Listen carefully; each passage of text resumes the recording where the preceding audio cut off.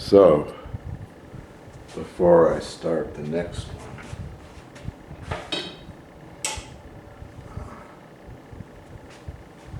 guitar's upside down. The forces that are acting on a steel string guitar. Imagine there's a little platform comes out here just big enough for your foot to stand on. The string pull is about 20 pounds per string. It's 120 pounds total. So basically what you've got is, imagine a 120 pound guy. Let's put a little steel platform in here, stick it out. You got a 120 pound guy standing on this guitar all the time. 120 pounds is pushing the guitar this way all the time. It's incredible that it doesn't just fold up. What they will do is start to fold up. This thing will start to come up where the body will start to move this way, and the guitar will become unplayable. Note that when this angle is almost at zero,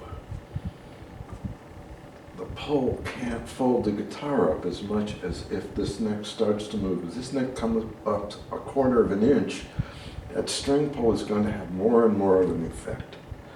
Anyway, I built 5 guitars, or fixed 5 guitars, and 4 of them will not stop moving.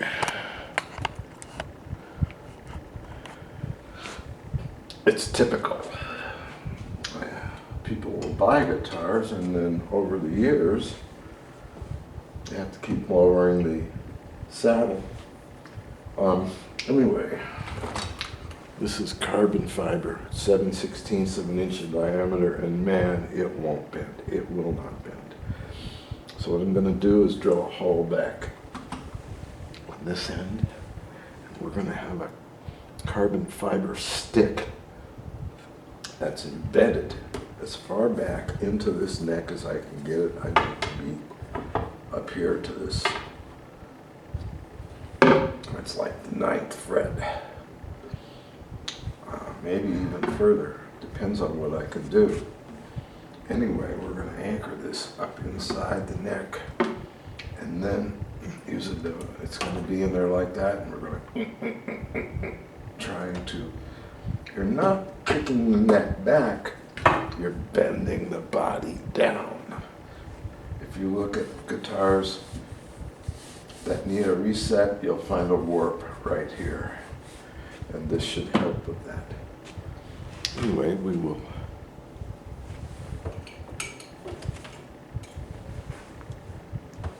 drill some holes. And they're off.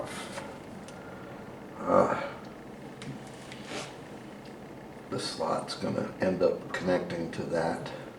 This originally had a tailpiece. This is a Lion and Healy Model W, I believe. This guitar was a wreck. Anyway, we're going to start here.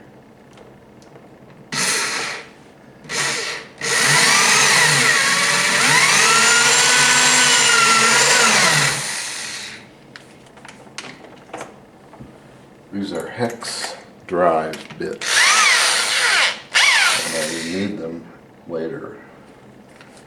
Let's see, let's just see what happens here. This is a pretty big bit.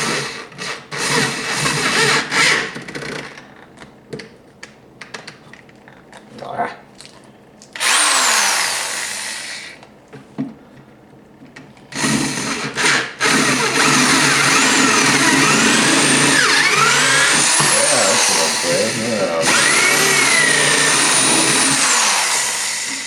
And we may have to make that a little bigger. Now, I'm going to have to drill a hole. Let's see if this fits in there yet. Probably doesn't fit yet, but it will. We're going to end up drilling a hole back here. How can we do that? With these are from a 1/4 inch socket set. and I can put them together to accept the drill bit. We'll be back. There's slop in here, so it makes things a little tricky. I'll eventually have a tool, but this all goes in. And we will carefully aim and attempt to drill a hole.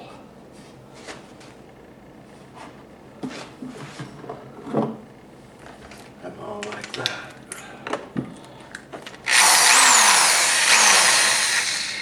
We've got a hex drive on this whole assembly here.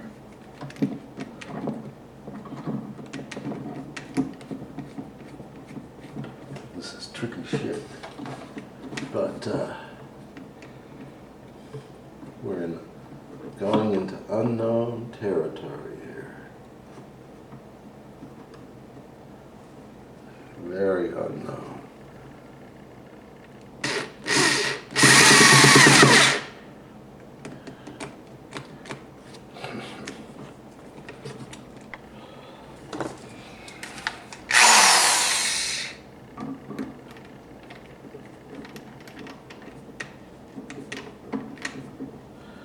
Moving right along.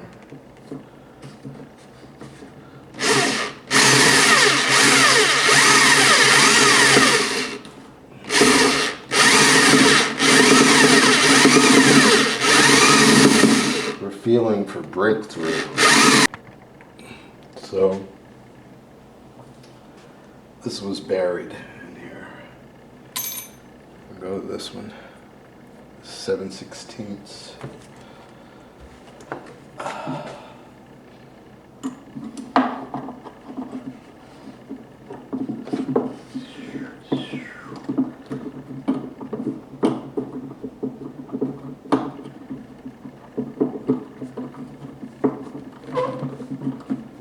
See what happens here.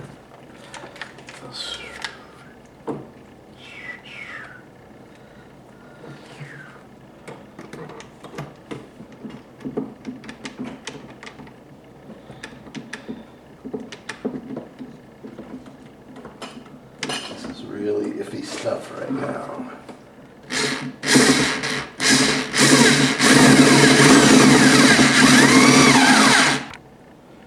So,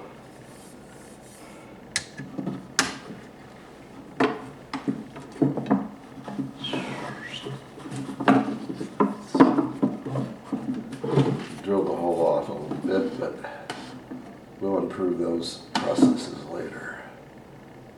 Anyway, we're back into this. We've gone back into here. We will put this all the way in, measure it, cut it, and then elongate this slot so that we can bend it up. So we have our slot, we have our rod.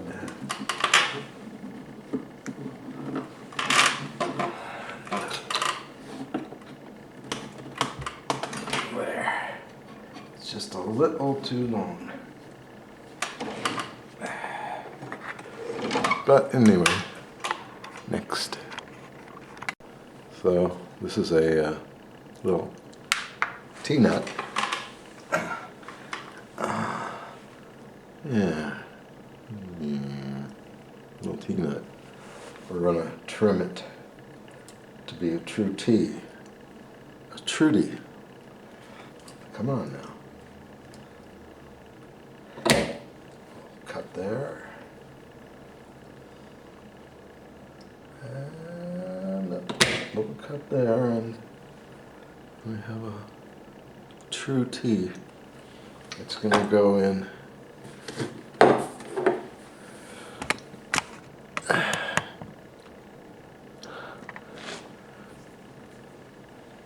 right here.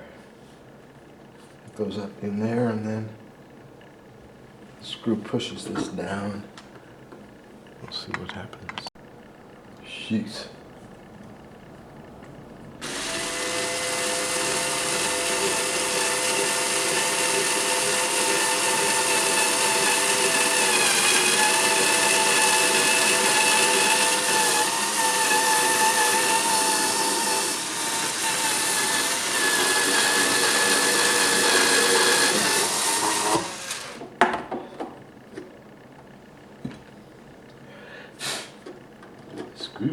get in there. So, what the hell is he doing now? Pulling that T-nut up into its hole.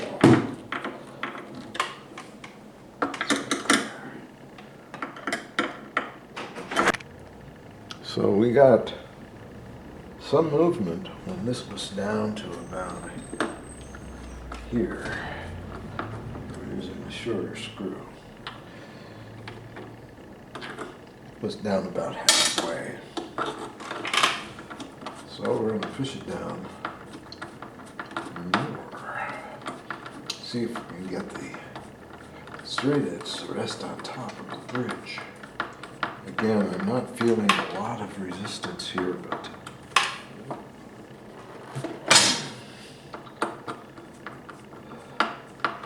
I have a lot of power with these threads. So we're at the max now. We're really putting some strain on everything. Let's see what happens. Oh, I really got that one in there. Oh man. So we've changed it about 80 thousandths.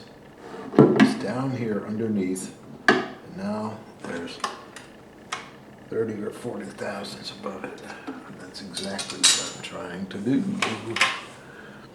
Next we'll string it up and see what happens. This is the thrash. This is after installing the carbon fiber rods in 2 guitars in 2 days. It's a mess.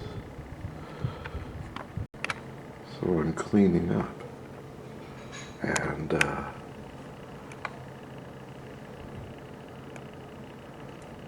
there's a creature right there. Wow.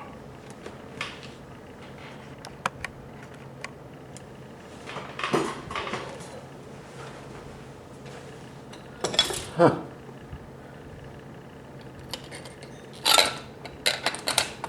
He's stuck. He's stuck. Come on out there, boy. Got him. No? There he is.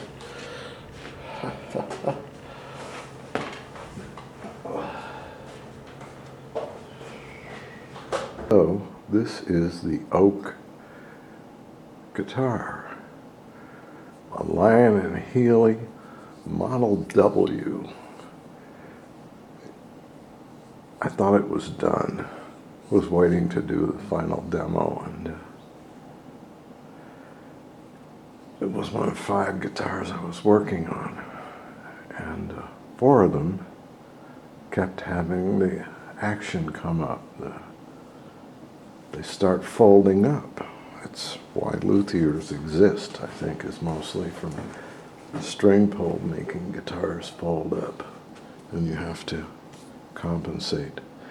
The trouble is that they change the neck angle but don't solve the problem, so it just happens again and again. I have a friend with an expensive Martin, and after he sent it to them 3 times, they said, well, we're done.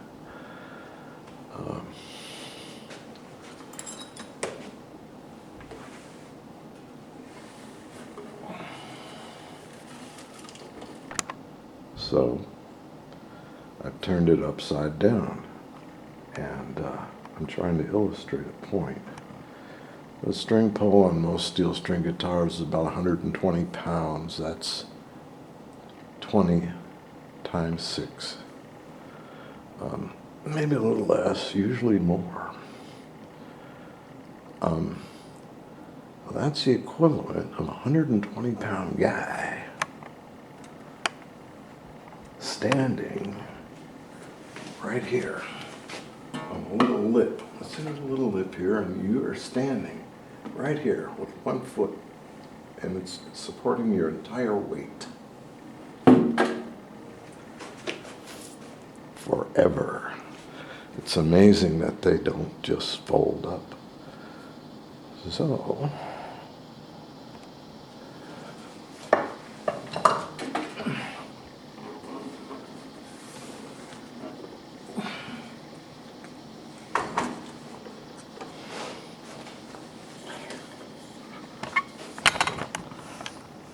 I've been working on a way to overcome that pull. And I've had to do it to get this guitar to play. I've tried to everything I could to make it stable, and it refuses. Once I put this in, it's completely tractable. The action right now is 081, 082 at the 12th fret on the low E. And it is happy, and it's stable. It hasn't moved in a number of days. So, this is another, I'm going to add this to the chapter of the oak guitar, and I'm not sure about the demo, but we've seen, well, there's video of me doing this work here. But when I start out, the rod is, this rod has been pushed all the way to here by a screw that's in a T-nut. When it starts out, the rod's back here. That's in its normal at-rest position with no string pull. And that rod is connected way up into the neck through the neck block and way past the 12th fret, headed for the 9th fret. It's in there, and it's very rigid. And I've now pre-stressed it. I've moved it almost an inch, maybe 3/4 of an inch, and it will now directly resist the pull of the strings. Anyway, we'll play it a little bit.